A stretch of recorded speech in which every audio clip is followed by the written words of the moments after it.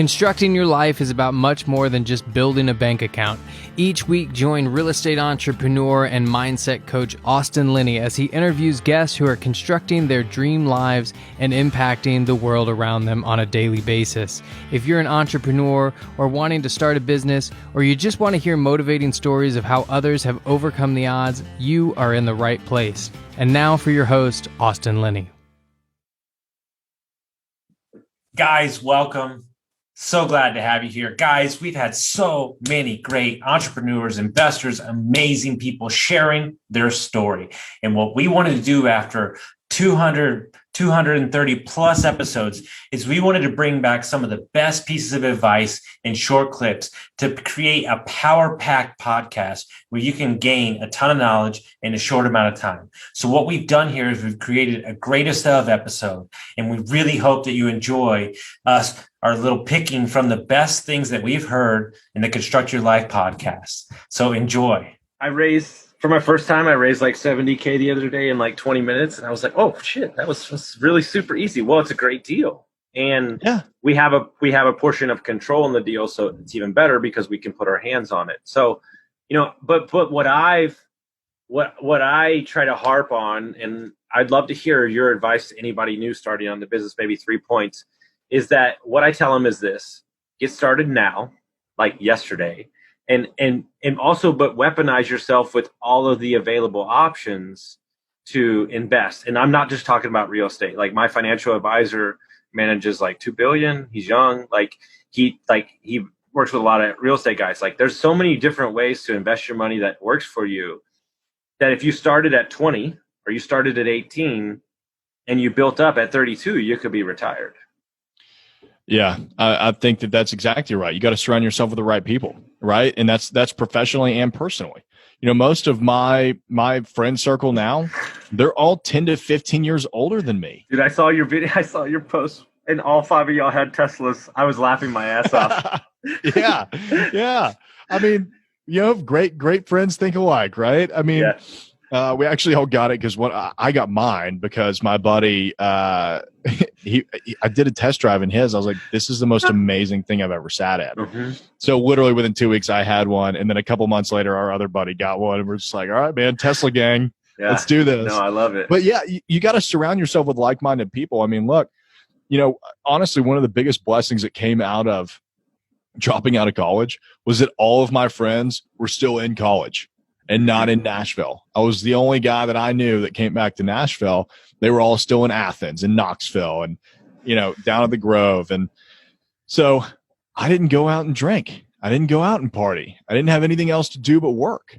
Mm-hmm. And if you surround yourself with people who all they do is live for the weekend and then they want to go out and get shit-faced, and that's what they look forward to every week, you are the 5 people that you surround yourself with. Mm-hmm. That's what you become. Mm-hmm. So if you surround yourself with people who are entrepreneurs, who are real estate investors, who are actively trying to better themselves, you will become all 3 of those things. Mm-hmm. So it's super important to be very picky about who you spend time with, because that's all you have. Every now and then, probably once a month, maybe twice a month, I'll get up at 2:30 or 3 in the morning and go to the gym and post it on my Instagram so my competition knows they don't stand a fucking chance. That's right. It's just me planting the flag and letting you know that you will not outwork me. And it feels like I'm doing everything, but I'm not really doing a lot, because I've leveraged out myself out of a lot of things, or understanding what hits the button for my business, right? And my problem, because I am way older than you, is that I was in my 20s. I was 9 miles wide and a centimeter deep. Oh yeah. And so now I'm 1 foot wide and 90 feet down. I do 2 things. This is what I do, and I if I cannot get a point farther across, like my old boss who I'm having lunch with today, who's worked in commercial development for 20 fucking years, private equity. He said, when you find the bullseye, he goes, you hit that baby so hard, you knock it off the fucking wall. Yeah. Man, when I first got started in brokerage, I would take on any deal that came my way. I even considered taking on a project in Memphis, which is 3 hours away. because it was big enough for me at the time to be like, man, I mean, I could drive to Memphis on a Friday and spend the day doing tours and drive back. Like, that's worth it. Now I have a 15-minute radius. And if you call me and you're 30 seconds outside of that radius, I'm sorry, I'm going to have to refer you to somebody else. It's not like you figure out what you're amazing at. It's that 1 inch wide, mile deep thing.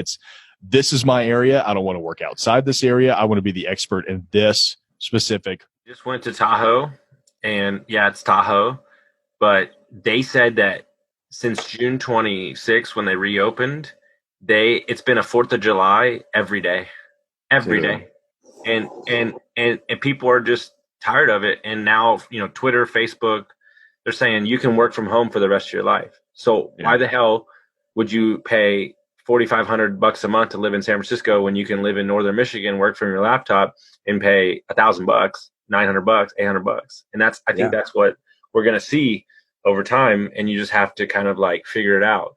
And so let's talk about this new adventure that I didn't even know about till the other day. Let's talk about this new adventure into cannabis entrepreneur. Okay. Well, and one of the other things I was going to say about investing, I don't want to skip over this one, is like my partner that I've got in Bay City, we're now looking into laundromats and like looking in the Atlanta market. And that's the thing, is like, you got to get good partnerships, but we haven't landed one yet, but that's where we're trying to get some stuff under contract and finding those in the right market. And is that for the building asset, or is that for the generated revenue from the laundromat? It could be both, because some places you get the building with it, and other places you just buy the business. But that's what we're looking at. Like, these things are little cash machines. I mean, from the numbers. And I've got an operator partner down there, and then 2 investor guys that are just trying. You'll love this. In my 38 years of being on this earth, now that I'm traveling full time, I've used the laundromat 3 times in the last 3 weeks. Dude, and here's the deal. What? And I know which ones are good and which ones are bad already. Like, I'll have to get some bet. We'll have to get on a call later. I'll get some more insight from you. Yeah, but sure. This one was funny. So my wife was like, we started looking in the laundromats, and my wife does this. She's like, "What? You're looking in the laundromats?" And she goes, "Who uses laundromats?" I'm okay, like, look, I'm going to give you your first tip. You ready? I'm going to give you your first tip. Create an app, and I guarantee it might be out there if you hadn't created it. Create an app that sends you a notification text message when your clothes are done. Okay. All right. Another side business idea. This is what you get when you start talking with different entrepreneurs. I love it. Yeah. So that's another venture. But so back to the other one. So the cannabis. In 2018, cannabis became legal in Michigan, and it was kind of interesting. I mean, dude, so this is kind of funny. I work for my mother-in-law, who is the president of this Class C grow in Northern Michigan, which in an industry, when I first, and I was living out in Colorado in 2014 when they passed this, and I saw what happened out there in Colorado and how this thing went, and the entire industry blew up. I was like, holy crap, like, how do I get invested? How do I get involved with this? It was always like on the back of my mind. And then we moved to Northern Michigan, and my mother-in-law is a plant scientist. She's a botanist. She's got her mastery in forestry. She's super smart. And she was growing weed. And in Michigan, when they passed it in 2018, you could do a caregiver. So she was growing a ton of plants, being a caregiver. And she found some business partners, and it just built into this thing. And now we have probably a 25,000 square foot grow space, which I got to be at probably in about an hour. And we're growing tons of plants out there. And we are in the whole Northern Michigan market. We are building out dispensaries. And that's where I was yesterday, working on, putting up drywall. There's another part to a good part to multifamily investing and real estate investing is you learn how to build things. You figure it out, and you learn how to redo plumbing, how to put up drywall, everything on the list. You better figure out how to do it. And I've done that. And so again, another piece that I can bring to it's a small business starting up is, I'm helping our team like build out the dispensary, hanging drywall, building cabinets, painting, yada, yada, yada. And so that's the space we're in. And I mean, I've got like a full-time gig with it, but I don't know. It's super exciting. There's a lot of business opportunities with it. I'm kind of bummed I mean, whatever. It's a super cool opportunity. I'm not a direct investor with it, but my mother-in-law is, and she owns the company. And I figure that has its perks. And I mean, the way that I see this is I'm continuing to talk to people who want to get into this industry, because one of the things that I've been forced to do is understand all of the laws and regulations about this, understand all the logistics about this. I'm working with plants now, like marijuana plants. I'm figuring out how all of them grow, all of the science behind that. And I mean, I was talking to my mother-in-law yesterday. I mean, I report directly to her. I said, listen, I'm just trying to figure this whole business out, every aspect. And she's like, good, because there's going to be opportunities with it. And you're going to be one of the key people that we look to as we grow our business. So to anybody that is newer, so you did a couple fix and flips, you went from teaching to commercial real estate. Where do you suggest somebody that's newer or somebody looking to scale up their investment? You know a lot about assets. You see the inside of a lot of assets. Mm-hmm. I would love to hear your take on, just commercial investing. Do you see the scalability of that as kind of a better play for somebody if they can get into that realm? Like any business, real estate is a business. Okay, it's an investment, but in the end of the day, it's a business. Like any business, if you surround yourself with the right people that are successful at it, that you can learn from, and partner with the right people, I think you're going to succeed. If you try to just tackle it on your own, try to figure it out, reinvent the wheel, it's going to be very difficult to do, to scale that.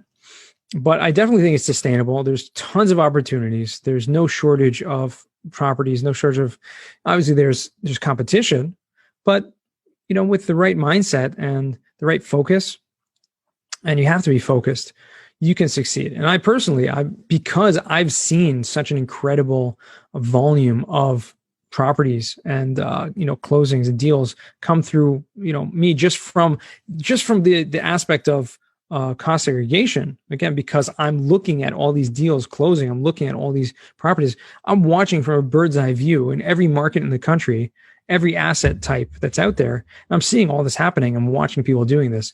Like, listen, if they can do it, I can do it. And so that's really what's pushed me currently to kind of be shifting some of my time and energies into moving into that space, because everyone needs to create wealth. Everyone needs to have investments. Okay. So regardless of what you're doing, whether it's full-time or part-time, or whether it's passive or active, you need to find those opportunities. And I think multifamily specifically, but real estate in general, is a great tool and great investment that should not be overlooked. And that was going to be my next question. Are you investing currently yourself or not yet? So that's exactly what I'm doing right now. So I had the first deal that I was a part of on a very minor scale, albeit, but back in November in Atlanta, a multifamily property, 70 units. So that was the first really hands-on experience that I had. And that's my goal, is in 2021, moving forward, finding deals, trying to put together deals and partner with the right people to make it happen. So I don't know if this is illegal or illegal, but I'm an outside of the box thinker. Could you forego your services, because you've seen the inside of so many deals, to underwrite and cost segregation a deal as part of your commitment to the deal? Is that an avenue to invest or no? Yeah, I mean, absolutely. It's funny because it's such a small amount, believe it or not. Like a cost segregation study itself is such a small kind of piece of the puzzle. It's huge in terms of tax savings, but in terms of how much it costs to get it done, it's almost minuscule. Mm-hmm. But yeah, definitely, if that's my value add to a deal, I'm happy to do so. No, and it's great because what I was just talking about with the gentleman the other day is, I'm talking to people from all over the world, and there's a lot of communities that are financially illiterate would be the term, right? And so these conversations that we're having, it's alarming to me. Like, I don't say you have to understand it, but to not even know that it's an option, right? Meaning infinite banking, overinflated life insurance policy, cost segregation.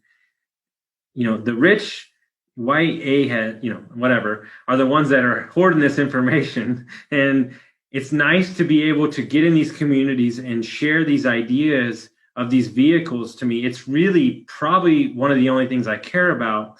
And one of my buddies who manages a ton of money for University of Texas, we want to create, a kids program for middle school and high school kids on these ideas, because all you need is the door to be cracked open just a bit, where you get a new idea and then you can run with it. But you have to have the door cracked in the first. And why these conversations are so important, Absolutely. It's something that is missed in general education. And I never got it, really. I mean, I had some, it wasn't something that was necessarily taught to me when I was growing up, financial literacy as I know it today. And it's something that I'm actively trying to help my own children with, because yeah, it's not taught in school, these kind of things. And you need to go out of your way. You need to have some extracurricular. Unfortunately, you have to go beyond the school system to make sure that you're educating yourself. But those who do are going to be the ones that are on top. Dude, I'm so ridiculous. My best friends, for Christmas, I gave all the kids Rich Kid, Poor Kid by Robert Kiyosaki. And I said, throw all your other gifts away. This is the only thing you need. and my buddy's like, man, you are on. He's like, you're trying to get him. I said, I'm trying to get you retired. That's what I'm trying to get you. Yeah. No, that's it's awesome. Important. That's awesome. Yeah, kids don't know about it. And a book like that will help open their minds to possibilities and things. So let's stick here for a minute, and then we'll switch into mindset and personal development, which is really all me and you really care about. But for anybody that's listening, let's say new Airbnb guy, they've been thinking about it, they don't. Give me 3 to 5 initial starting points for an investor. What we're trying to get across to you, and I said this on Mike's podcast, it doesn't need to be 20 properties. It doesn't even need to be a hotel. It could be 4 properties and you could be done. So why don't you? I had enough to replace my income at like 8 or 9, and I was making a good income, right? Like it doesn't take a lot, and that's the beauty of this business. And I would say the first thing is to get clear on what you want. Just like Austin said, like a lot of people, I go to a lot of these conferences and they're like, I want 100 units. I want 500 units. And I'm like, okay, cool. Like you could do it, but why? Like, why? What does that do for you? Mm-hmm. For me, it was more about, I wanted to be able to teach financial education. That's what I was passionate about. And that's what I get to do now. So I wanted to get to the point where I'm continuing to build my cash flow and wealth with real estate, but I have no desire to go to 500 units. Like I don't, I'll tell you straight up. Like, it's just not what I'm going for. Like it's not, and that's okay. And if you wanted, like I have some students, they just wanted 1 property in Disney that would pay for itself. Amazing. That's awesome. Cool. Like, do you, like, don't feel like you have to quit your job or you have to have 20 units or whatever. It's just be you. Like, what do you want? And screw what everybody else says. It doesn't matter. It's your life. Mm-hmm. So that's the first thing. Then the second thing is it's in this book, right? Think and Grow Rich. Like, get the specialized knowledge. Like, you can go out and try and figure it out on your own. I'll tell you personally, I bought every Airbnb course I could get my hands on. And I found mentors and friends and just people that were already doing it. And I'm like, all right, how are you doing it? How are you doing it? How are you doing it? And I was like a sponge. I just absorbed it and just continue to learn and find somebody that is at or above the level that you want to get to and just do what they tell you to do. Like, that's it. Like, now I have my own system that works for me. So that's what I know. But initially I had no clue what I was doing. So I went and found people that were doing it and I got bits and pieces from all of them. Mm-hmm. So get some education, get some accountability. So third is get some accountability, because there's going to be days whether you're tired or shit comes up or you just don't feel like doing it, that you need somebody to grab your hand and be like, dude, I love you, or lady, I love you. And I know what you're going after, and I won't let you off the hook from a place of love, because I know that this is what you want. So let's get to work and let's do it. Mm-hmm. And I've had a group of 5 people that, we get on weekly calls for the last few years that, like, they know what I'm going towards and they hold me accountable to do it. Mm-hmm. Like, those are some key things. So know what you want, get the accountability around it, go out and get some specialized knowledge. And then I would say the last thing is just take action. Like, I was in a state of always analyzing deals and always consuming education and reading all these articles, but I wasn't going out and putting in offers and negotiating with landlords and actually doing the work, because I was introverted. And I can still be very introverted, and I work on that constantly.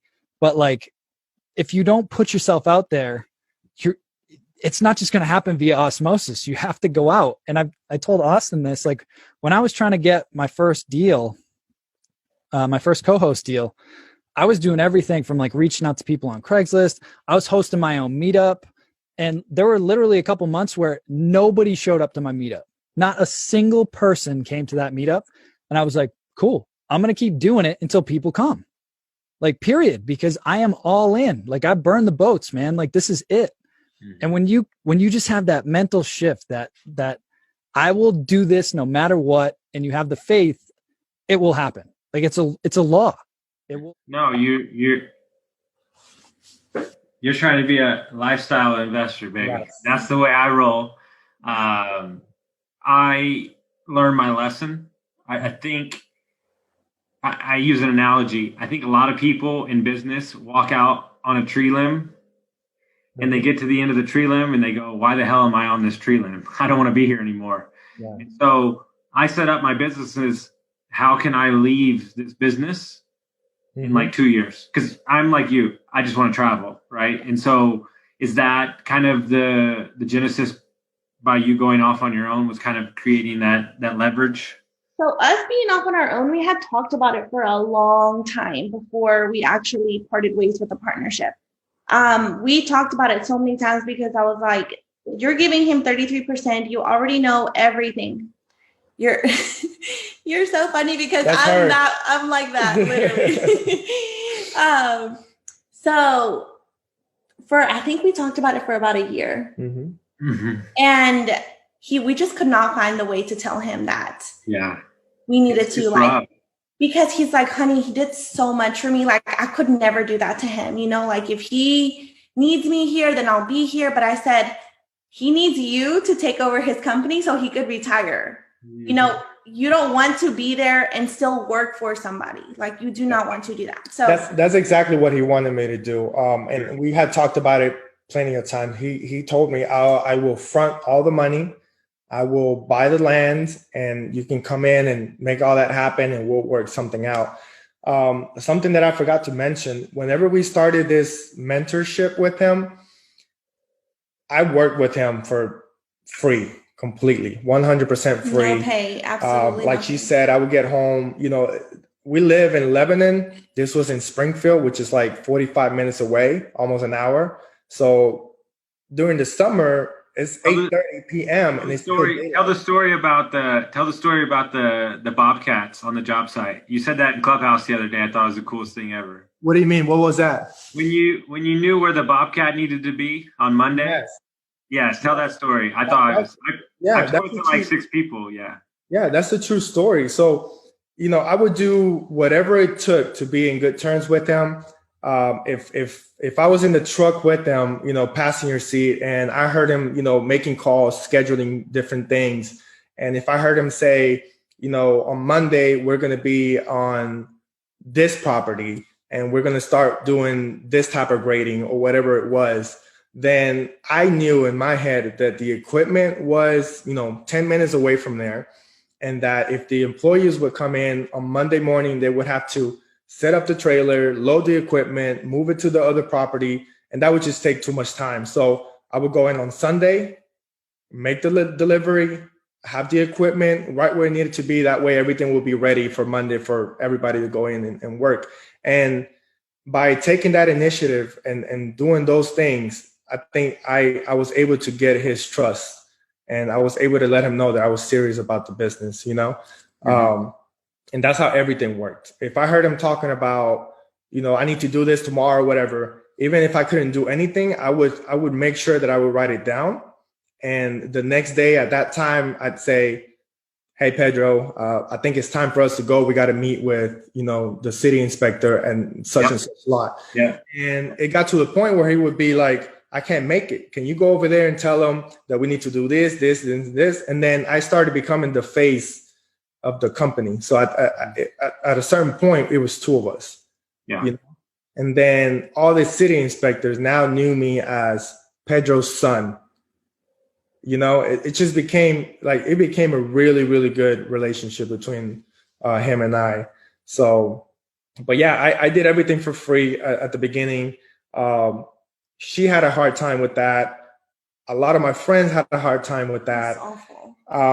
Her mentality wasn't just there yet. She would say, Where are you from? I love her. She is my favorite human ever. Nobody messing with my baby. That's what it is. Yeah. Literally. Yeah. Yeah. Well, at the end of the day, right?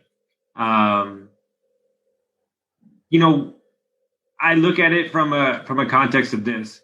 When you're 80 or 60 years old and you've grown whatever businesses have you grown, like that, it might not be great on the surface, but that one relationship changed your vehicle for business for the rest of your life. Like 100%. 100. And that's what people didn't understand.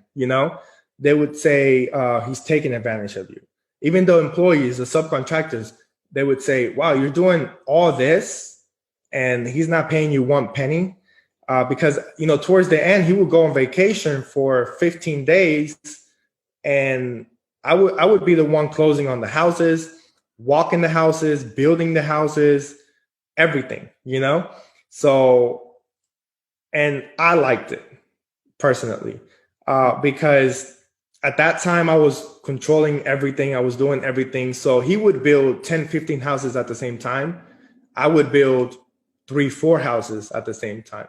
So in my head, the way I looked at it was, instead of getting the experience of 3 houses, I'm getting the experience of 15 houses, So, and every house is different. Even though we were building the same houses, every house was different. Every house had its own issues.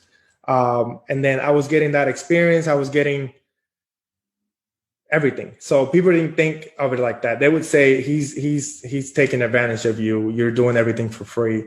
And eventually I did know how to do everything. And, his son, thankfully, his son stepped in. His son was like 21 at that time. He said, Dad, I want to learn stuff. And then we just kind of took that opportunity and we said, look, I think you got this. Yes, we're out. I think your son should definitely be the one in front of all this. At the end of the day, you're going to give him everything. And it worked out perfectly. It worked. And this was 2020.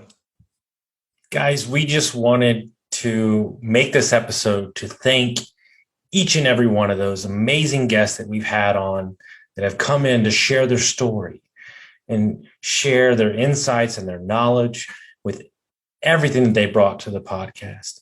And it's their stories and their gifts and their times that they're spending that create this amazing podcast that we have. And we thank you, listeners, for listening to each and every one of you. And if you haven't gone and gave us a review, drop a review, subscribe to the YouTube channel so we can continue to share this amazing message that you're trying to construct a life that is yours and yours alone. So thank you, everybody, and we'll see you next time.